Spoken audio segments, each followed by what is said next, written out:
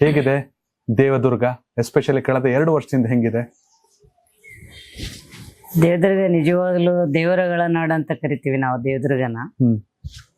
ಇದರಿಂದ ಒಂದು ದೊಡ್ಡ ಸತ್ಯನೇ ಅಡಗ್ಯದ.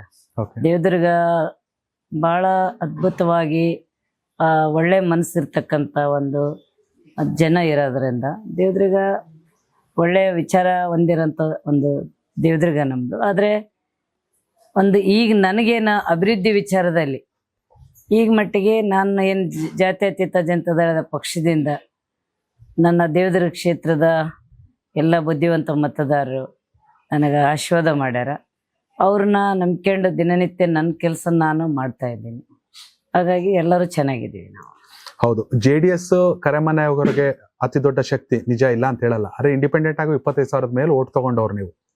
ಅಂದ್ರೆ ವೈಯಕ್ತಿಕವಾಗಿ ನಿಮ್ಮ ವರ್ಚಸ್ಸು ಕ್ಷೇತ್ರದಲ್ಲಿ ಜೋರಾಗಿದೆ. ಅದು ಚುನಾವಣೆಯಿಂದ ಚುನಾವಣೆಗೆ ಹೆಚ್ಚಾಗ್ತಾ ಇದೆ. ಏನಂತೀರ ಕ್ಷೇತ್ರದ ಮತದಾರರ ಬಗ್ಗೆ?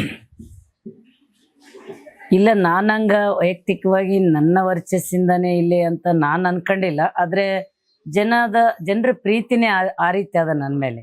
ಜನ ಒಂದು ನನ್ನ ನೋಡಿದರೆ ಮನೆ ಮಗಳ ಥರ ನನ್ನ ಪ್ರೀತಿಸ್ತಾರ.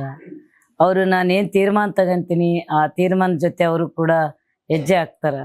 ಹಂಗಾಗಿ ಇವತ್ತು ನನಗೆ ಏನು 2017ರಲ್ಲಿ ಏನು ಉಪಚುನಾವಣೆ ಆಯಿತು, ಅಲ್ಲಿಂದ ಸನ್ಮಾನ್ಯ ದೇವೇಗೌಡರು ಗುರುತಿಸಿ ನನಗೇನು ಟಿಕೆಟ್ ನೀಡಿದ್ರು, ಅಲ್ಲಿಂದ ಇಲ್ಲಿವರೆಗೆ ನಾನೇನು ತೀರ್ಮಾನ ತಗೊಂತೀನಿ ಆ ತೀರ್ಮಾನನ ನನ್ನ ದೇವದುರ್ಗದ ನನ್ನ ಪಕ್ಷದ ಮುಖಂಡರು, ನನ್ನ ಸಹಪಾಠಿಗಳು, ನನ್ನ ದೇವದುರ್ಗದ ಎಲ್ಲ ಗುರು ಹಿರಿಯರು, ಎಲ್ಲ ಬುದ್ಧಿಜೀವಿಗಳು, ಮಹಿಳೆಯರು, ಯುವಕರು ಎಲ್ಲರೂ ಅದನ್ನು ಪ್ರೋತ್ಸಾಹಿಸ್ಕೊಂಡು ಬಂದು ಅವರು ನನ್ನ ಜೊತೆಯಲ್ಲಿ ಅದರ.